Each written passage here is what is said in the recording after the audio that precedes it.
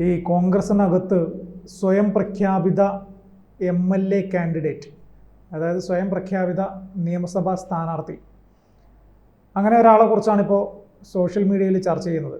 കോൺഗ്രസ്സിൽ രാഹുൽ മാങ്കൂട്ടത്തിലിൻ്റെ തലവേദന മാറുന്നതിന് മുമ്പേ തന്നെ മറ്റൊരാളെ കൊണ്ടുള്ള ഒരു തലവേദനയിലാണ് ഇപ്പോൾ കോൺഗ്രസ് നേതൃത്വം. മറ്റാരുമല്ല, BJPയിൽ നിന്ന് കോൺഗ്രസ്സിലേക്ക് എത്തിയ സന്ദീപ് വാര്യർ. സന്ദീപ് വാര്യർ തൃശ്ശൂരിൽ സ്വയം പ്രഖ്യാപിത സ്ഥാനാർത്ഥിയായി മാറി എന്നുള്ളതാണ് കോൺഗ്രസിനകത്ത് ഇപ്പോഴത്തെ പ്രധാനപ്പെട്ട പരാതി. നമുക്കതിൻ്റെ വിശദാംശങ്ങളിലേക്ക് കിടക്കാം. അതായത് കഴിഞ്ഞ ദിവസം സന്ദീപ് വാര്യർ തന്നെ ഈ പറഞ്ഞതുപോലെ BJPയുടെ സ്ഥാനാർത്ഥിയായിട്ട് K. സുരേന്ദ്രൻ വന്നാൽ അതിനെ എതിർക്കാൻ ഞാൻ തയ്യാറാണ് എന്ന രീതിയിലുള്ള ഒരു പരാമർശം സന്ദീപ് വാര്യർ ചിലയിടങ്ങളിൽ നടത്തിയതായിട്ട് കേട്ടിരുന്നു.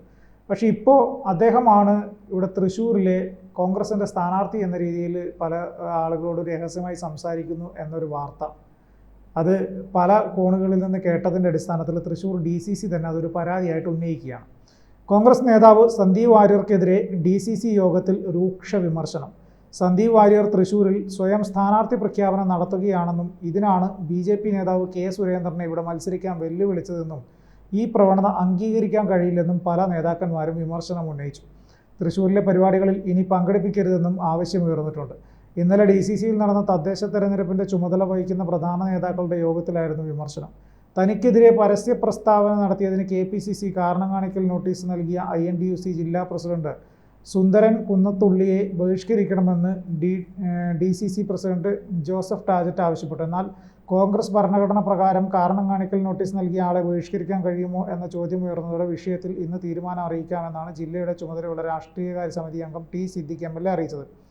സുന്ദരൻ കുന്നത്തുള്ളി നടത്തിയതിന് സമാനമായ പ്രസംഗമാണ് MO ജോൺ അനുസ്മരണം. അതായത് ഇപ്പോൾ ഈ കോൺഗ്രസിനകത്ത് തൃശ്ശൂരിൽ ഒരുപാട് പ്രശ്നങ്ങൾ നിലനിൽക്കുന്ന ഘട്ടത്തിലാണ് സന്ദീപ് വാര്യർ സ്വയം പ്രഖ്യാപിത സ്ഥാനാർത്ഥിയായിട്ട് സന്ദീപ് വാര്യർക്ക് ആ പരിചയമുള്ള പല ആളുകളുമായിട്ട് തൃശ്ശൂരിൽ രഹസ്യ ചർച്ചകൾ നടത്തുന്നു എന്നുള്ള രീതിയിലാണ് ഇപ്പോൾ കോൺഗ്രസ് DCCക്കകത്ത് ചർച്ച നടന്നത് എന്നാണ് പറയുന്നത്. നമുക്കറിയാം, BJPയെ സംബന്ധിച്ചിടത്തോളം അവർ വലിയ തോതിൽ വിജയ സാധ്യത അല്ലെങ്കിൽ വിജയിക്കാനുള്ള അവർക്ക് ഒരു ലൂപ്പോളെങ്കിലും കിട്ടുന്ന ഒരു സ്ഥലം എന്ന രീതിയിൽ തൃശ്ശൂർ അവർ പ്രതീക്ഷിക്കുന്നുണ്ട്. കാരണം BJPക്ക് കഴിഞ്ഞ ലോക്സഭാ തെരഞ്ഞെടുപ്പിൽ ഒരു മണ്ഡലം കിട്ടിയിട്ടുണ്ടെങ്കിൽ, കേരളത്തിൽ നിന്നൊരു മണ്ഡലം കിട്ടിയിട്ടുണ്ടെങ്കിൽ അത് തൃശ്ശൂരിലെ സുരേഷ് ഗോപിയുടെ ജയം മാത്രമാണ് എന്നതാണ് വസ്തുത. അതുകൊണ്ട് തന്നെ തൃശ്ശൂരിൽ ഒരു കാൻഡിഡേറ്റിനെ പ്രഖ്യാപിക്കുമ്പോൾ BJP അത്ര കണ്ട് പരിശോധനകൾ നടത്തിയതിന് ശേഷം ഒരു മികച്ച കാൻഡിഡേറ്റിനെ ആയിരിക്കും തൃശ്ശൂരിൽ പ്രഖ്യാപിക്കുക.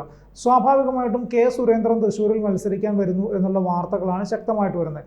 K. സുരേന്ദ്രനെയൊക്കെ വളരെ നിശിതമായിട്ട് വിമർശിക്കുന്ന അദ്ദേഹത്തിൻ്റെ പഴയ സഹയാത്രികനായിട്ടുള്ള സന്ദീപ് വാര്യർ ഈ പറഞ്ഞതുപോലെ കഴിഞ്ഞ ദിവസം പെരിന്തൽമണ്ണയിൽ വെച്ച് ഒരു പരിപാടിയിൽ അദ്ദേഹം നടത്തിയ ഒരു പരാമർശം ഏറെ ചർച്ച ചെയ്യേണ്ടത്. അതായത് സന്ദീപ് വാര്യർ ഇങ്ങനെയാണ് അവിടെ പ്രസംഗിച്ചത്: ഞാൻ തൃശ്ശൂരിൽ നിന്ന് ഇവിടെ പെരിന്തൽമണ്ണയിലേക്ക് വരുന്നതിന് മുമ്പ് ഒരു വാരിക്കുഴി മാന്തിയിട്ടാണ് വന്നത്. ആ വാരിക്കുഴി മാന്തിയതിനകത്ത് ഞാൻ ഇവിടെ എത്തി പറഞ്ഞു അതിനകത്തൊരു ഒറ്റയാൻ വീണു എന്നുള്ളത്. അപ്പോൾ ആന ഏതാണെന്ന് നോക്കിയപ്പോൾ അത് മോഴയാണ് എന്ന രീതിയിലുള്ള ഒരു പരാമർശം, അത് സുരേന്ദ്രനെ ഉദ്ദേശിച്ച് നടത്തിയ പരാമർശമാണ് എന്നുള്ള രീതിയിലാണ് ചർച്ച വന്നത്. കാരണം സുരേന്ദ്രനെ തൃശ്ശൂരിൽ മത്സരിക്കാൻ വെല്ലുവിളിക്കുകയാണ് സന്ദീപ് വാര്യർ ചെയ്തത്. അതായത് നിങ്ങൾക്ക് ധൈര്യമുണ്ടെങ്കിൽ നിങ്ങൾ തൃശ്ശൂർ വന്നിൽ മത്സരിക്കൂ, നിങ്ങളുടെ എതിർ സ്ഥാനാർത്ഥിയായി മത്സരിക്കാൻ ഞാൻ തയ്യാറാണ്, നിങ്ങളെ വെല്ലുവിളിക്കുന്നു എന്ന രീതിയിൽ സന്ദീപ് വാര്യർ പറയുമ്പോൾ കോൺഗ്രസ് എന്ന രാഷ്ട്രീയ പാർട്ടിയുടെ ഒരു ചട്ടക്കൂട് സന്ദീപ് വാര്യർക്ക് ഇപ്പോഴും മനസ്സിലായിട്ടില്ല എന്ന് തോന്നുന്നു. അവിടെ ഒരുപാട് ഗ്രൂപ്പുകളുണ്ട്. ആ ഗ്രൂപ്പുകളും സമുദായങ്ങളും ഒക്കെ വിലപേശി ഈ സ്ഥാനാർത്ഥിത്വം വാങ്ങിക്കാറുണ്ട്. പക്ഷേ സ്വയം പ്രഖ്യാപിത സ്ഥാനാർത്ഥികൾ ഉള്ള ഒരു രാഷ്ട്രീയ പാർട്ടിക്ക് അതൊരിക്കലും ഗുണകരമാകുന്ന ഒരു നിലപാടായിരിക്കില്ല ആ പാർട്ടിയെ സംബന്ധിച്ചിടത്തോളം എന്നുള്ളൊരു വസ്തുത സന്ദീപ് വാര്യർക്ക് മനസ്സിലായില്ലെങ്കിൽ പക്ഷേ DCCക്ക് മനസ്സിലായിട്ടുണ്ട് എന്നുള്ളതാണ് നമുക്ക് മനസ്സിലാവുന്നൊരു കാര്യം. തൃശ്ശൂർ DCCയിലെ പല അംഗങ്ങളും ഇത്തരത്തിൽ സന്ദീപ് വാര്യർ പല ആളുകളുടെ അടുത്തും സംസാരിക്കുന്നുണ്ട്. അദ്ദേഹമായിരിക്കും അടുത്ത നിയമസഭാ തെരഞ്ഞെടുപ്പിൽ തൃശ്ശൂരിൽ മത്സരിക്കാൻ പോകുന്നത് എന്ന രീതിയിലുള്ള ചർച്ചകൾ പല കോണുകളിൽ നിന്നും കേൾക്കുന്നുണ്ട്. ഇത് നമ്മുടെ പാർട്ടിക്ക് ഒരിക്കലും ഗുണകരമായ ഒരു സംഭവമല്ല, ഇത് സംസ്ഥാന നേതൃത്വവുമായിട്ട് ചർച്ച ചെയ്യേണ്ട ഒരു വിഷയമാണ് എന്ന രീതിയിലൊക്കെ DCC യോഗത്തിൽ ചർച്ച നടന്നു എന്നുള്ളതാണ് വിവിധ മാധ്യമങ്ങൾ റിപ്പോർട്ട് ചെയ്തിരിക്കുന്നത്. അപ്പോൾ പ്രധാനപ്പെട്ട ഒരു കാര്യം എന്ന് പറഞ്ഞു കഴിഞ്ഞാൽ നിലവിലെ സാഹചര്യത്തിൽ പാലക്കാട് MLA ആയിട്ടുള്ള രാഹുൽ മാങ്കൂട്ടത്തലിനെ കൊണ്ട് തന്നെ തലവേദന അങ്ങ് ഒഴിവാക്കാൻ പറ്റാത്ത രീതിയിൽ കോൺഗ്രസ് നേതൃത്വം പ്രതിസന്ധിയിലേക്ക് പോയിട്ടുണ്ട്. കോൺഗ്രസ് നേതൃത്വം ഈ വലിയ പ്രതിസന്ധിയിലേക്ക് പോയ ഘട്ടത്തിൽ രാഹുൽ മാങ്കൂട്ടത്തലിനെയൊക്കെ ആദ്യഘട്ടങ്ങളിലേക്ക് സപ്പോർട്ട് ചെയ്ത് രാഹുൽ മാങ്കൂട്ടത്തലിനോടൊപ്പം തോളോട് നിന്നിട്ടുള്ള നേതാക്കന്മാരിൽ ഒരാളാണ് ഈ പറഞ്ഞ സന്ദീപ് വാര്യറൊക്കെ.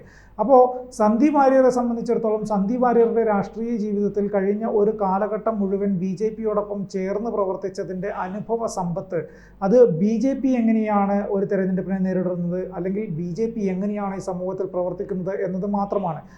കോൺഗ്രസ് രാഷ്ട്രീയത്തിലേക്ക് സന്ദീപ് വാര്യർ വന്നിട്ട് കുറച്ച് കാലം മാത്രമേ ആയിട്ടുള്ളൂ. അപ്പോൾ സ്വാഭാവികമായിട്ടും കോൺഗ്രസ് എങ്ങനെയാണ്, അതിൻ്റെ സംഘടനാ ചട്ടക്കൂട് എങ്ങനെയാണ്, കോൺഗ്രസ് എങ്ങനെയാണ് ഒരു തെരഞ്ഞെടുപ്പിനെ നേരിടുന്നത്, കോൺഗ്രസിൻ്റെ സ്ട്രാറ്റജി എന്താണ്, കോൺഗ്രസ്സിലെ നേതാക്കന്മാർ ഏത് രീതിയിലാണ് തെരഞ്ഞെടുപ്പിൻ്റെ പ്രകടനം, അവരുടെ പ്രചാരണം മുന്നോട്ട് കൊണ്ടുപോകും, അങ്ങനെ തുടങ്ങി നിരവധി കാര്യങ്ങൾ സന്ദീപ് വാര്യർക്ക് BJPയിൽ നിന്ന് വ്യത്യസ്തമായിട്ട് കോൺഗ്രസിനകത്ത് പഠിക്കേണ്ടി വരും. പക്ഷേ BJPയിൽ അദ്ദേഹം ഉപയോഗിച്ചിരുന്ന ചില സ്ട്രാറ്റജികൾ BJPക്കെതിരെ ഉപയോഗിക്കാൻ കുറച്ച് ഗുണകരമാകും എന്നുള്ളതൊരു വസ്തുതയാണ്. അതായത് നമ്മളൊരു രാഷ്ട്രീയ പാർട്ടിയിൽ പ്രവർത്തിച്ചതിന് ശേഷം ആ രാഷ്ട്രീയ പാർട്ടിയിൽ നിന്ന് മാറി നമ്മൾ വേറൊരു രാഷ്ട്രീയ പാർട്ടിയിൽ പ്രവർത്തിക്കുകയാണെങ്കിൽ നമുക്കറിയാം നേരത്തെ നമ്മൾ പ്രവർത്തിച്ച രാഷ്ട്രീയ പാർട്ടി ഏതൊക്കെ രീതിയിൽ ചിന്തിക്കും, ഏതൊക്കെ രീതിയിലായിരിക്കും അവരുടെ പ്രവർത്തനം ഉണ്ടാവുക എന്നുള്ളത് കൃത്യമായിട്ട് മനസ്സിലാക്കാൻ പറ്റും.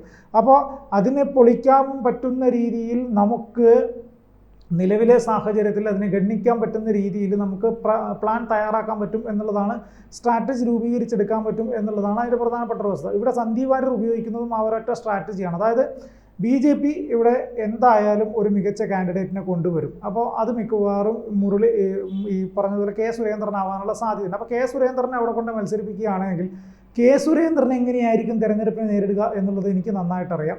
അപ്പോൾ ഞാനാണ് എതിർ സ്ഥാനാർത്ഥിയെങ്കിൽ BJPയുടെ പ്രചരണങ്ങളെല്ലാം എനിക്ക് പൊളിക്കാൻ സാധിക്കും. K. സുരേന്ദ്രനെതിരെ ഉള്ള കുറേ തെളിവുകൾ എൻ്റെ കയ്യിലുണ്ട്. അപ്പോൾ സ്വാഭാവികമായിട്ടും K. സുരേന്ദ്രൻ ഈ കഴിഞ്ഞ കാലഘട്ടങ്ങളിൽ എങ്ങനെയാണ് പ്രവർത്തിച്ചത്, K. സുരേന്ദ്രൻ്റെ വർഗീയപരമായിട്ടുള്ള നിലപാടുകൾ എന്തൊക്കെയായിരിക്കും, K. സുരേന്ദ്രൻ ആരെയൊക്കെ ആയിരിക്കും ആദ്യഘട്ടങ്ങളിൽ പോയി കാണുക, അപ്പോൾ K. സുരേന്ദ്രൻ ആദ്യഘട്ടങ്ങളിൽ ആരെയൊക്കെ പോയി കണ്ട് വോട്ടഭ്യർത്ഥിക്കും എന്നതിന് മുൻപേ എനിക്ക് അവരെയൊക്കെ കണ്ട് വോട്ടഭ്യർത്ഥിച്ച് അവരുടെയൊക്കെ പിന്തുണ നേടാൻ സാധിക്കും. അപ്പോൾ തൃശ്ശൂരിൽ എനിക്ക് എൻ്റേതായ ഒരു തട്ടകം ഉണ്ടാക്കിയെടുക്കാം. BJPക്ക് അവിടെ വലിയ മേൽക്കോയ്മയൊന്നും അവകാശപ്പെടാനില്ല. ഒരു ലോക്സഭാ തെരഞ്ഞെടുപ്പിൽ വിജയിച്ചു എന്നതുകൊണ്ട് തുടർച്ചയായിട്ട് എല്ലാ കാലത്തും തൃശ്ശൂർ മണ്ഡലം അവരുടേതായിരിക്കും എന്നൊരു തോന്നലൊന്നും വേണ്ട. അപ്പോൾ സ്വാഭാവികമായിട്ടും ഇപ്പോൾ ഞാൻ BJPയിൽ നിന്ന് കോൺഗ്രസിലേക്ക് വന്നതുകൊണ്ട് തന്നെ, പക്ഷേ എനിക്കിപ്പോഴും BJPക്കകത്ത് നല്ല പിടിപാടുണ്ട്, ഒരുപാട് ആളുകളുമായിട്ട് സൗഹൃദമുണ്ട്, BJP പ്രവർത്തകരുമായിട്ട് സൗഹൃദമുണ്ട്, എനിക്ക് നേരത്തെ തൃശ്ശൂർ മണ്ഡലത്തിൽ പ്രവർത്തിച്ചതിൻ്റെ പരിചയമുണ്ട്, തൃശ്ശൂരുകാരെ എനിക്ക് വളരെ വേണ്ടപ്പെട്ട ആളുകളാണ്, തൃശ്ശൂരുകാരോടുള്ള സ്നേഹം എനിക്കിപ്പോഴും ഉണ്ട് തുടങ്ങിയ രീതിയിലുള്ള സന്ദീപ് വാര്യരുടെ പെരുമാറ്റങ്ങൾ പല സ്ഥലങ്ങളിൽ സംസാരിക്കുന്നുണ്ട്. സന്ദീപ് വാര്യർ ഒരു സ്വയം പ്രഖ്യാപിത സ്ഥാനാർത്ഥിയായിട്ട് ഇവിടെ പ്രചരണം തുടങ്ങിക്കഴിഞ്ഞു എന്ന രീതിയിലുള്ള ചർച്ചകൾ കോൺഗ്രസിനകത്ത് ഒളിഞ്ഞും തെളിഞ്ഞും വരുന്നു എന്നുള്ളതാണ് വസ്തുത. അങ്ങനെ വരുമ്പോൾ സ്വയം പ്രഖ്യാപിത സ്ഥാനാർത്ഥിയായിട്ട് സന്ദീപ് വാര്യർ അവരോധിക്കപ്പെടാൻ തീരുമാനിച്ചു കഴിഞ്ഞാൽ കോൺഗ്രസ് നേതൃത്വത്തിന് അത് പ്രതിസന്ധിയിലാകും.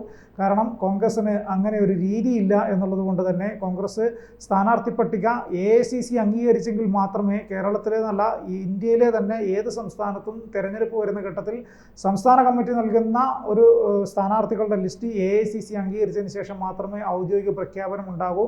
ആ സ്ഥലത്താണ് സന്ദീപ് വാര്യർ സ്വയം പ്രഖ്യാപിത സ്ഥാനാർത്ഥിയായിട്ട് തൃശ്ശൂരിൽ നിന്ന് പല ആളുകളെയും കാണുന്നു എന്ന രീതിയിൽ DCCക്കകത്ത് വിമർശനം വന്നിരിക്കുന്നത്. എന്തായാലും ഇത് സംസ്ഥാന നേതൃത്വം ചർച്ച ചെയ്തതിന് ശേഷം സന്ദീപ് വാര്യരുടെ കാര്യത്തിൽ ഒരു തീരുമാനത്തിലേക്ക് എത്തും എന്നുള്ളതാണ് ഇപ്പോൾ ലഭിക്കുന്ന വിവരം.